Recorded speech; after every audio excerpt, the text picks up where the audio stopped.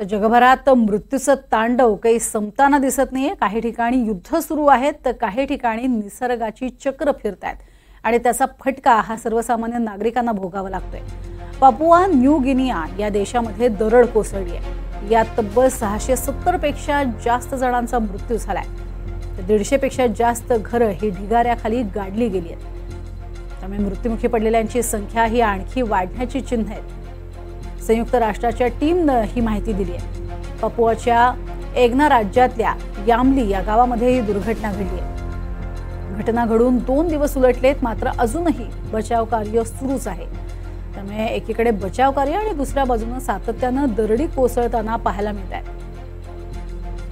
बचाव कार्यात प्रचंड अडथळे येत आहेत। सध्या 1,500 लोकांना सुरक्षित स्थळी हलवण्यात आलंय।